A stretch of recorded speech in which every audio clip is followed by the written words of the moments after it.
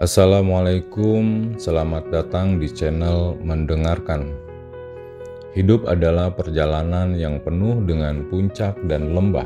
Namun, saat kita berada di lembah terdalam, di tengah keterpurukan, kita sering merasa sendirian, kehilangan arah, bahkan bertanya, "Mengapa ini harus terjadi padaku?" Tapi pernahkah Anda berpikir bahwa mungkin di balik rasa sakit itu ada pelajaran yang sangat luar biasa? Bahwa luka, kehilangan, atau kegagalan sebenarnya adalah pintu masuk menuju kebijaksanaan dan kekuatan baru.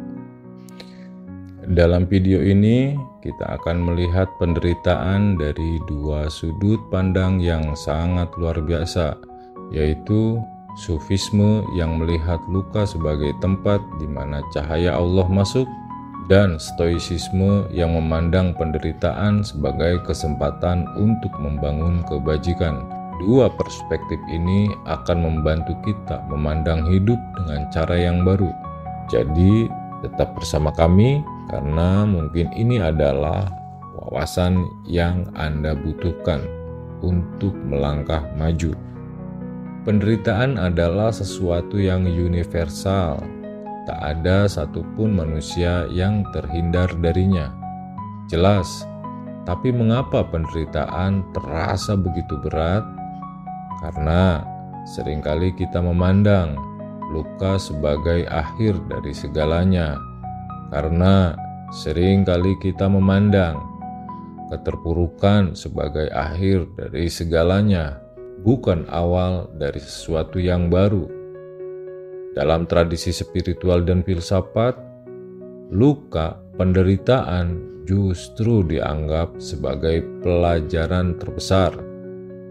Seperti apa? Seperti tanah yang harus diolah sebelum ditanam benih. Jiwa kita pun sama. Jiwa kita juga membutuhkan penggemburan seperti tanah yang akan ditanam benih. Dan seringkali proses itu datang dalam bentuk rasa sakit. Penggemburan itu dianggap sebuah rasa sakit. Jalaluddin Ar-Rumi, seorang penyair sufi besar, berkata, "Luka adalah tempat di mana cahaya masuk. Keterpurukan adalah tempat di mana cahaya masuk. Kebangkrutan adalah tempat di mana cahaya masuk." Dalam tradisi sufistik, penderitaan adalah cara Allah memanggil kita untuk mendekat kepadanya. Allah sedang rindu kepada kita untuk disembah. Kenapa harus melalui penderitaan? Nah, karena seringkali kita terjebak dalam ego. Sekali lagi, seringkali kita terjebak dalam ego kita sendiri. Keinginan untuk mengendalikan segalanya, merasa cukup tanpa Tuhan. Namun, ketika ego kita dihancurkan melalui luka, melalui penderitaan, melalui keterpurukan, melalui kebangkrutan, hati kita menjadi lebih lembut dan lebih terbuka untuk menerima kehadiran ilahi. Nah, dalam sufisme, penderitaan juga dilihat sebagai pengingat bahwa dunia ini sementara, penuh dengan ilusi. Kehilangan sesuatu yang kita cintai, misalnya, adalah cara Allah mengingatkan kita bahwa hanya Allah lah yang abadi. Sekali lagi, Jalaluddin Ar-Rumi juga berkata, "Di mana ada keruntuhan, di sanalah ada harta ditemukan." Artinya apa? Luka, penderitaan, kebangkrutan adalah momentum kita menemukan kebijaksanaan, kekuatan, dan cahaya ilahi. Jadi, ketika Anda merasa hancur, ingatlah bahwa hancurnya hati Anda mungkin adalah cara Allah membentuk Anda menjadi pribadi yang lebih baik. Amin, amin, ya robbal alamin. Kita beralih kepada konsep Stoicisme. Stoicisme yang lahir dari Yunani kuno memiliki cara pandang yang bijak terhadap penderitaan. Filosofi ini mengajarkan kita untuk menerima kenyataan hidup tanpa mengeluh, tetapi juga tanpa menyerah. Seperti Marcus Aurelius, salah satu tokoh stoik terbesar, menulis dalam bukunya Meditation, yaitu kutipannya, "Hindari berkata aku menderita.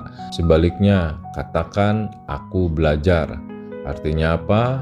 Artinya setiap luka, setiap penderitaan, setiap keterpurukan, setiap kebangkrutan, setiap kesulitan adalah kesempatan untuk melatih kebajikan seperti keberanian, kesabaran, dan pengendalian diri. Stoicisme juga mengajarkan konsep amor fati, yaitu mencintai takdir. Apapun yang terjadi dalam hidup, bahkan yang paling sulit, adalah bagian dari desain alam semesta. Dengan menerima itu, kita menjadi bebas dari rasa takut dan kemarahan. Bagi stoik, penderitaan adalah alat yang membentuk jiwa kita. Seperti besi yang ditempa menjadi pedang, mereka percaya bahwa luka tidak melemahkan kita. Mereka percaya bahwa kebangkrutan tidak melemahkan kita. Mereka percaya bahwa keterpurukan tidak melemahkan kita.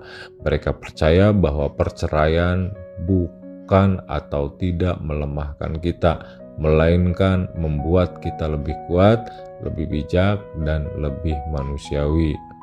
Meskipun berasal dari tradisi yang berbeda, baik Sufisme atau Stoicisme menawarkan pandangan yang harmonis tentang penderitaan.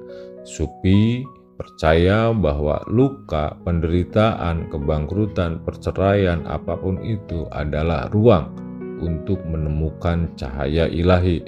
Stoik percaya bahwa penderitaan adalah cara alam semesta membentuk kebajikan dalam diri kita. Keduanya mengajarkan kita untuk memandang hidup bukan sebagai sesuatu yang harus kita kendalikan sepenuhnya, tetapi sesuatu yang harus kita pelajari dengan penuh penerimaan dan kebijaksanaan. Dari perspektif ini, luka, penderitaan, kebangkrutan, perceraian, dan sebagainya bukanlah akhir. Luka dan sebagainya adalah awal dari perjalanan menuju pemahaman yang lebih dalam tentang siapa kita dan siapa yang seharusnya kita jadikan pegangan dalam hidup. Sebagai penutup, hidup adalah perjalanan yang indah, bahkan ketika itu penuh dengan tantangan. Dalam penderitaan, dalam kebangkrutan, apapun itu ada pelajaran di dalamnya. Ada kekuatan jika kita bisa melihat hidup dari perspektif Sufisme dan Stoicisme. Kita bisa menemukan makna yang lebih dalam, bahkan di tengah penderitaan. Oke, terima kasih telah menyaksikan video ini. Jika Anda merasa video ini membuka wawasan baru, jangan lupa untuk like, subscribe, dan bagikan ke orang-orang terdekat Anda.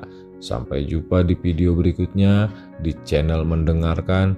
Ingat, setiap luka adalah anugerah yang menyamar. Terima kasih. Wassalamualaikum warahmatullahi wabarakatuh.